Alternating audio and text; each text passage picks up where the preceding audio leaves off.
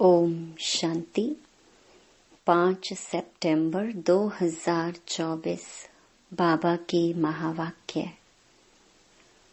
मीठे बच्चे, तुम्हें यहाँ प्रवृत्ति मार्ग का लव मिलता है, क्योंकि बाप दिल से कहते हैं मेरे बच्चे।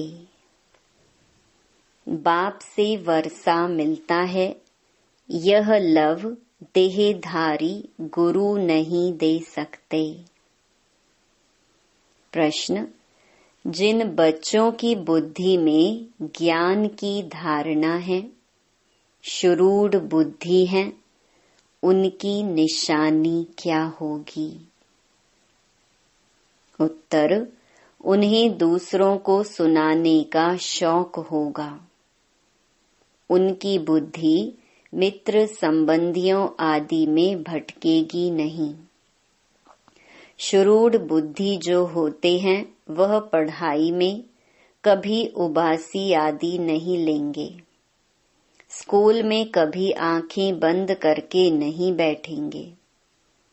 जो बच्चे तवाई होकर बैठते, जिनकी बुद्धि इधर उधर भटकती रहती, वह ज्ञान को समझते ही नहीं।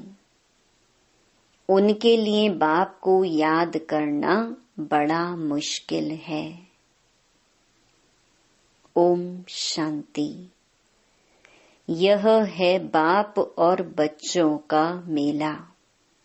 गुरु और चेले अथवा शिष्यों का मेला नहीं है।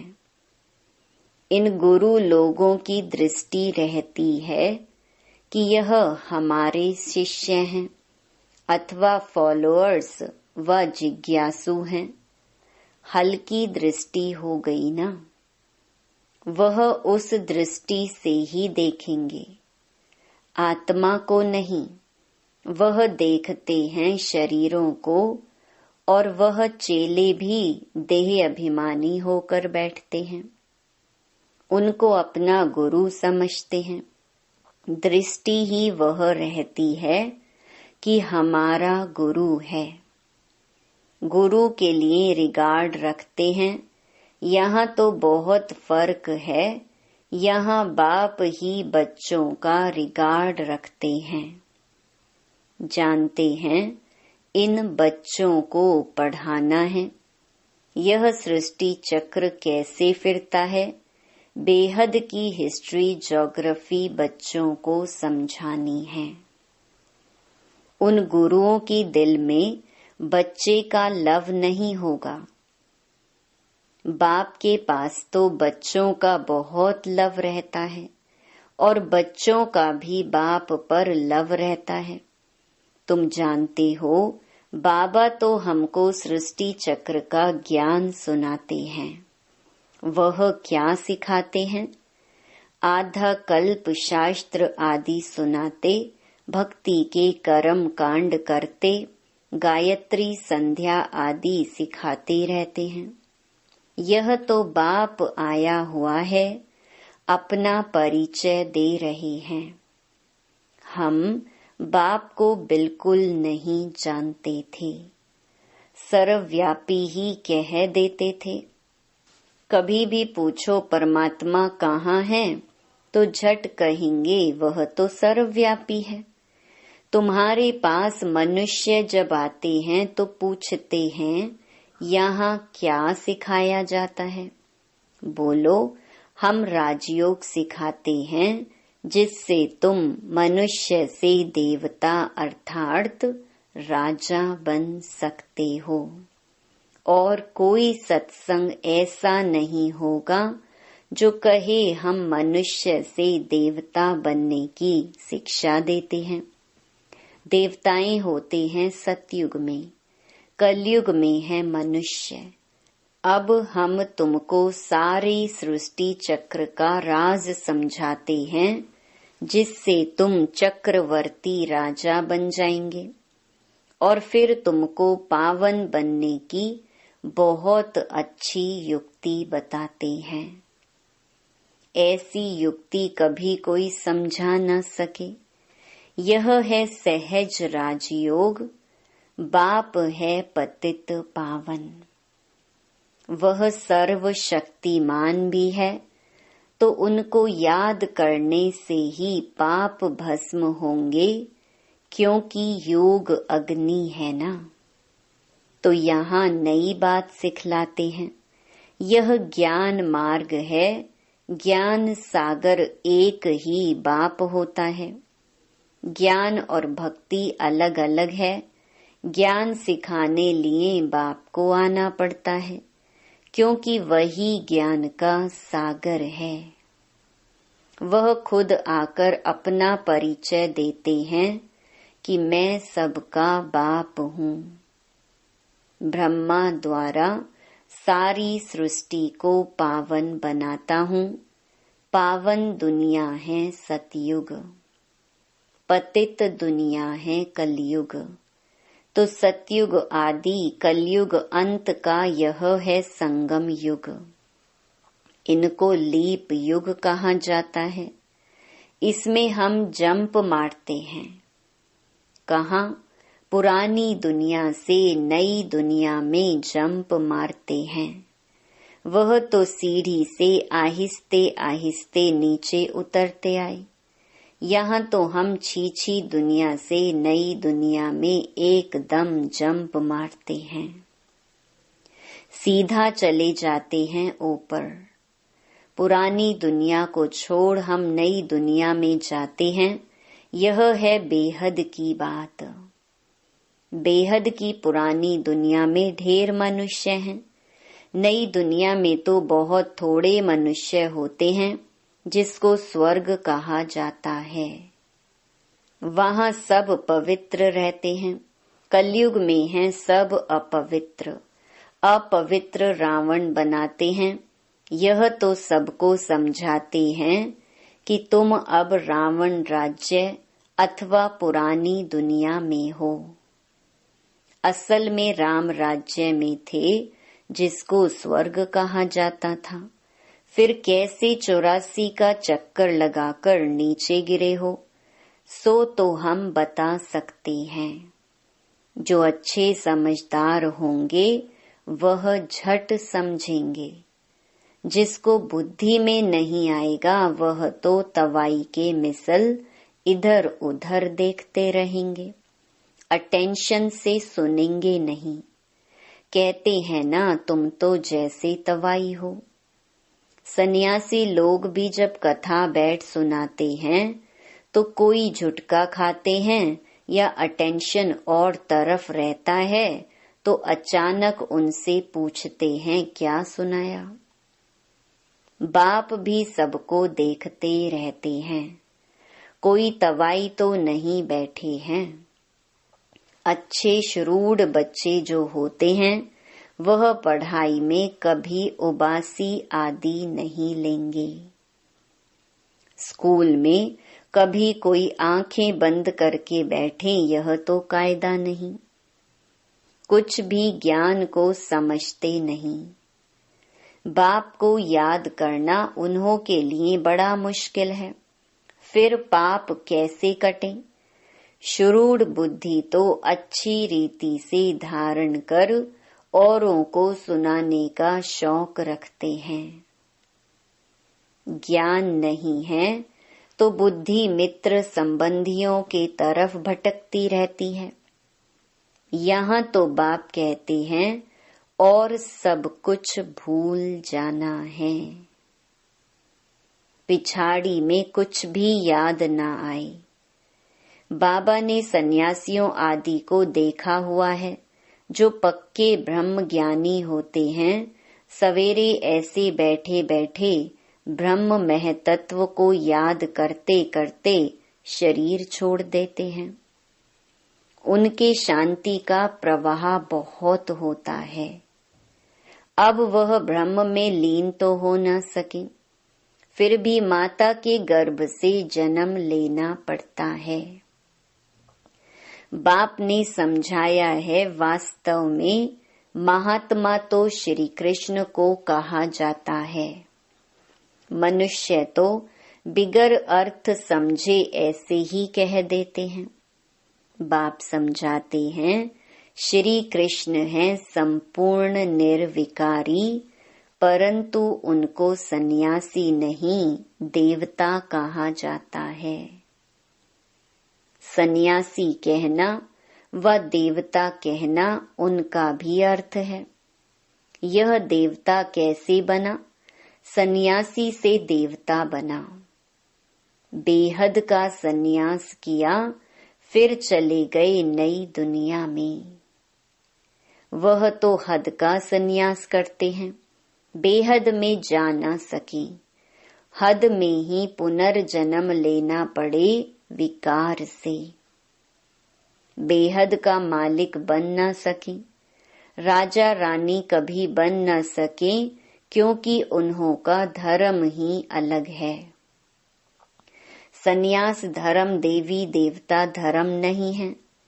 बाप कहते हैं, मैं अधर्म विनाश कर देवी देवता धर्म की स्थापना करता हूँ। विकार भी अधर्म है ना। इसीलिए बाप कहते हैं, इन सब का विनाश और एक आदि सनातन देवी देवता धर्म की स्थापना करने मुझे आना पड़ता है। भारत में जब सतयुग था तो एक ही धर्म था, वही धर्म फिर अधर्म बनता है। अब तुम फिर से आदि सनातन देवी देवता धर्म स्थापन कर रहे हो। जो जितना पुरुषार्थ करेंगे उतना उच्च पद पाएंगे। अपने को आत्मा निश्चय करना है। भल गृहस्थ व्यवहार में रहो, उसमें भी जितना हो सके उठते बैठते यह पक्का करो, जैसे भक्त लोग सवेरे उठकर एकांत में बैठ माला जपते हैं, तुम तो सारे दिन का हिसाब निकालते हो।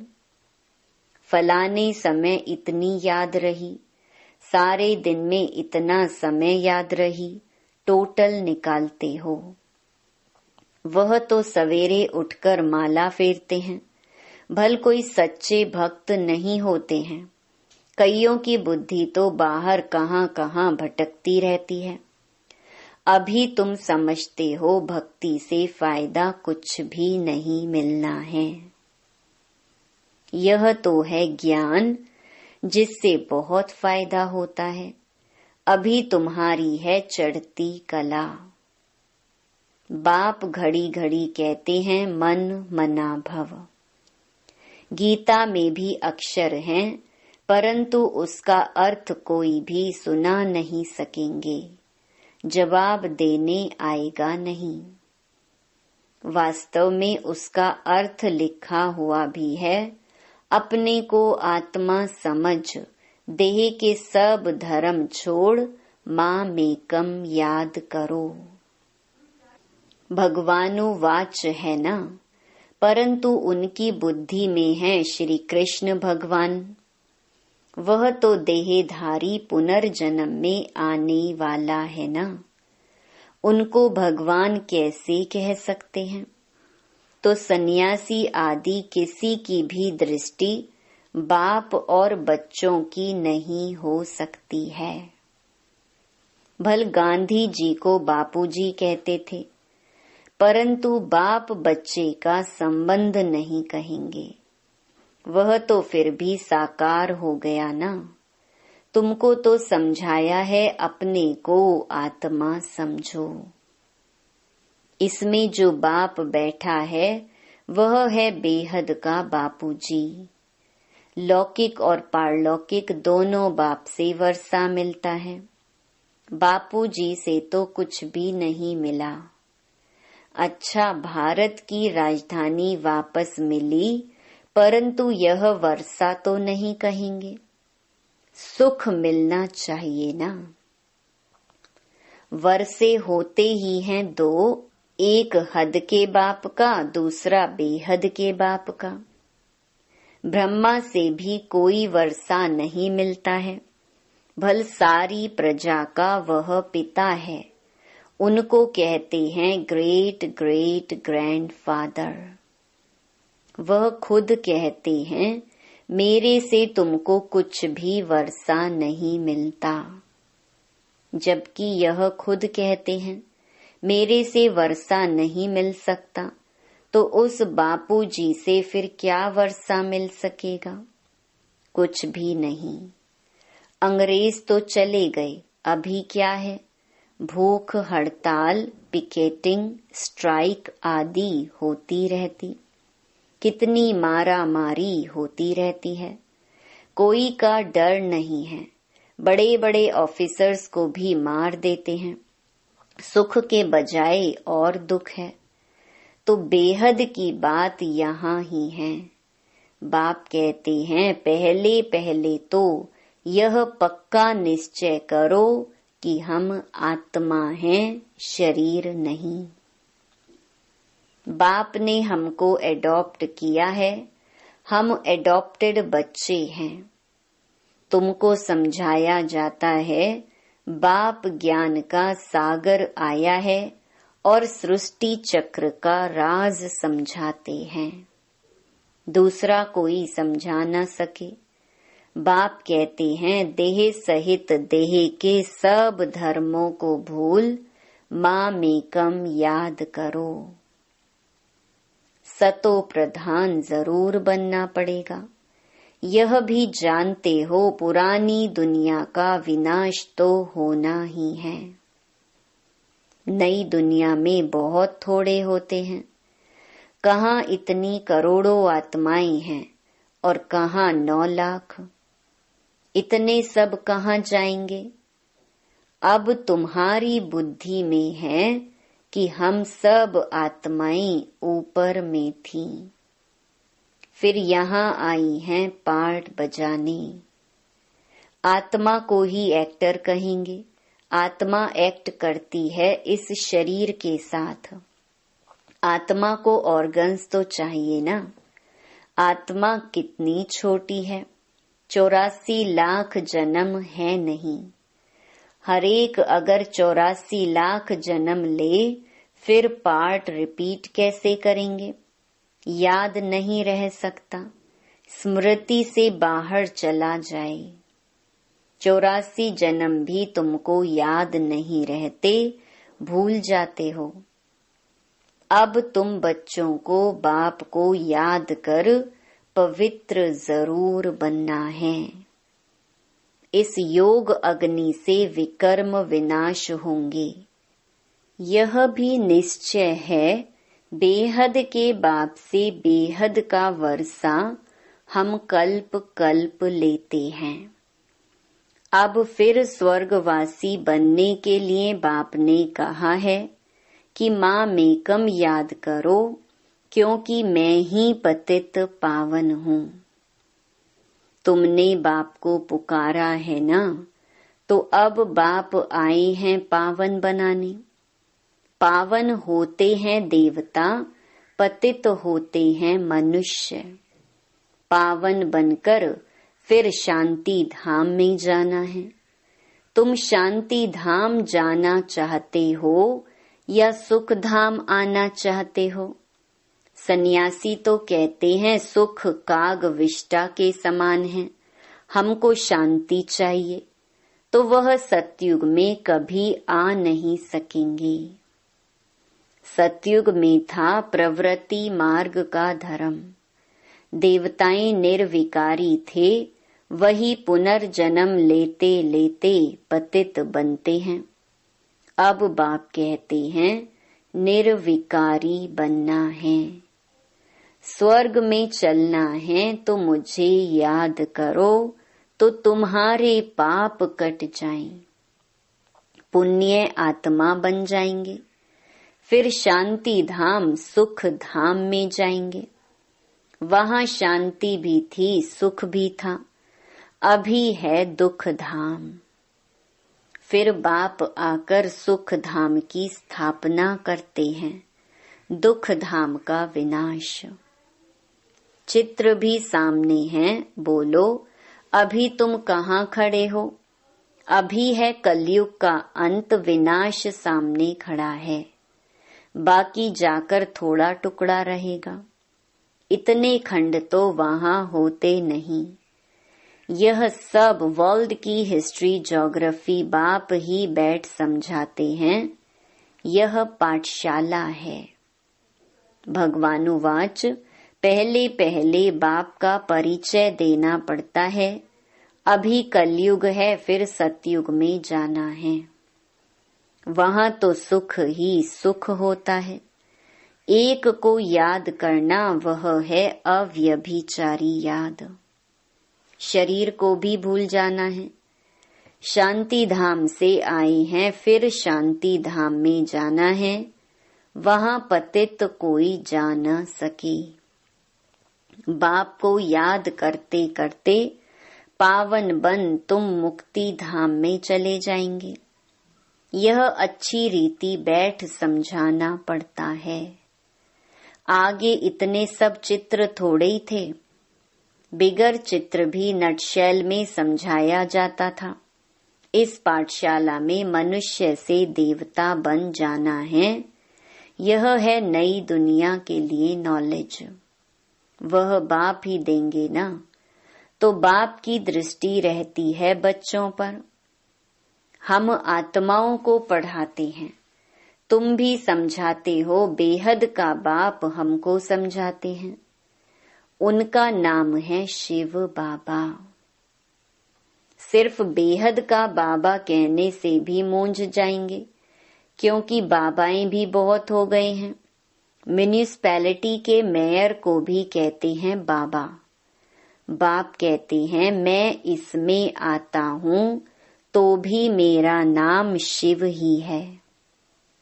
मैं इस रथ द्वारा तुमको नॉलेज देता हूँ। इनको एडॉप्ट किया है।